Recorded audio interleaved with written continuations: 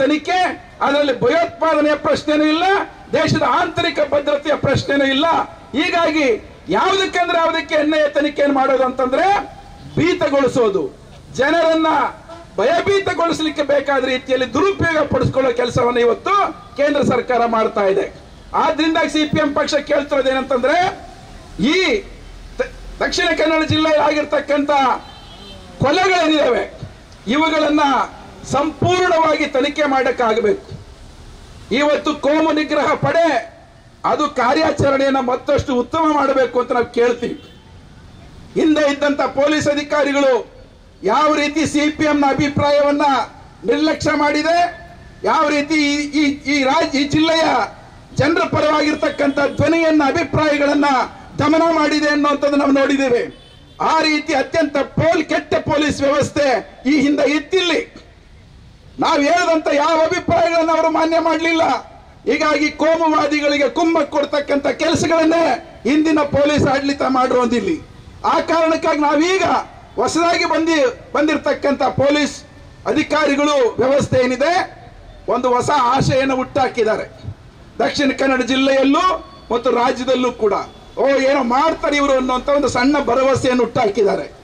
ಆ ರೀತಿ ಭರವಸೆಯನ್ನ ಆರಂಭದಲ್ಲಿ ಹುಟ್ಟಾಕಿರ್ತಕ್ಕಂಥ ಪೊಲೀಸ್ ಅಧಿಕಾರಿಗಳಿಗೆ ಮತ್ತು ವ್ಯವಸ್ಥೆಗೆ ಸಿಪಿಎಂ ಪಕ್ಷ ಕೇಳಕ್ ಬಯಸೋದೇನಂತಂದ್ರೆ, ನೀವು ಈ ತಕ್ಷಣಕ್ಕೆ ನಿಗ್ರಹ ಮಾಡೋ ವಿಚಾರ ಮಾತ್ರ ಅಲ್ಲ, ಇತ್ತೀಚೆಗೆ ನಡೆದಿರ್ತಕ್ಕಂಥ ಎಲ್ಲ ಪ್ರಕರಣಗಳಲ್ಲಿ ಸರಿಯಾದಂತ FIR-ಗಳನ್ನ ಹಾಕಬೇಕು.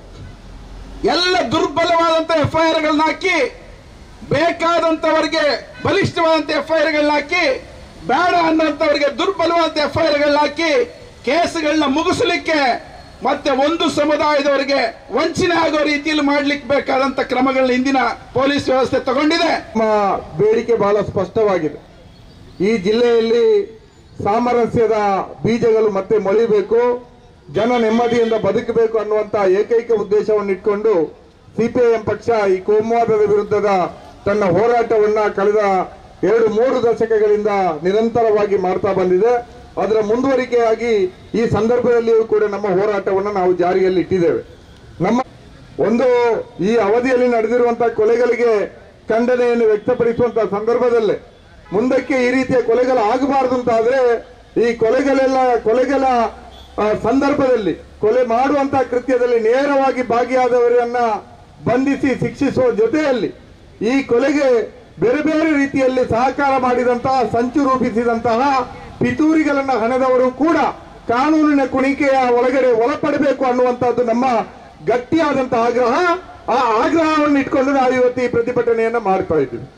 ಇಲ್ಲಿ ಶಾಂತಿ ನೆಲೆಸಬೇಕು ಅಂತಾದ್ರೆ ಬರೀ ಪೊಲೀಸ್ ಅಧಿಕಾರಿಗಳನ್ನ ಬದಲಾವಣೆ ಮಾಡಿದ್ರೆ, ಆಂಟಿ ಕ್ರಿಮಿನಲ್ ವಿಂಗ್ ಅನ್ನ ಜಾರಿಗೆ ತಂದ್ರೆ ಅಷ್ಟರಲ್ಲೇ ಇಲ್ಲಿಯ ಜಿಲ್ಲೆಯ ಶಾಂತಿ ನೆಮ್ಮದಿ ಮರಳಿ ಬರ್ತದೆ ಅಂತ ಹೇಳಲಿಕ್ಕೆ ಆಗುವುದಿಲ್ಲ. ಯಾಕಂದ್ರೆ ಕೋಮು ಶಕ್ತಿಗಳು ಬಹಳ ಆಳವಾಗಿ ಜಿಲ್ಲೆಯಲ್ಲಿ ತಮ್ಮ ಬೇರುಗಳನ್ನ ಇಳಿಸಿಕೊಂಡಿದ್ದಾರೆ. ಅದರಿಂದಾಗಿ ಇಲ್ಲಿ ಬಂದಂತ ಎಷ್ಟೇ ಖಡಕ್ ಆದಂತಹ ಅಧಿಕಾರಿಗಳನ್ನು ಕೂಡ ಕಾಲ ಸಂದರ್ಭ ನೋಡಿಕೊಂಡು ಅವರನ್ನ ಧೃತಿಗೊಳಿಸುವಂತಹ ಶಕ್ತಿ ಸಾಮರ್ಥ್ಯ ಅವರಲ್ಲಿ ಇದೆ. ಅದರಿಂದಾಗಿ ಇಂತಹ ಶಕ್ತಿಗಳನ್ನ ಕೋಮು ಶಕ್ತಿಗಳನ್ನ ಹಿಮ್ಮೆಟ್ಟಿಸಬೇಕು ಅಂತಾದ್ರೆ ಇಂತಹ ಕೃತ್ಯಗಳಲ್ಲಿ ಭಾಗಿಯಾಗುವಂತಹ ಪ್ರತಿಯೊಬ್ಬರೂ ಕೂಡ ಕಾನೂನಿನ ವ್ಯಾಪ್ತಿಯೊಳಗಡೆ ಬರಬೇಕು ಮತ್ತು ಅವರ ಪಾತ್ರಗಳು ಜನರ ಮುಂದೆ ಬಹಿರಂಗ ಆಗಬೇಕು.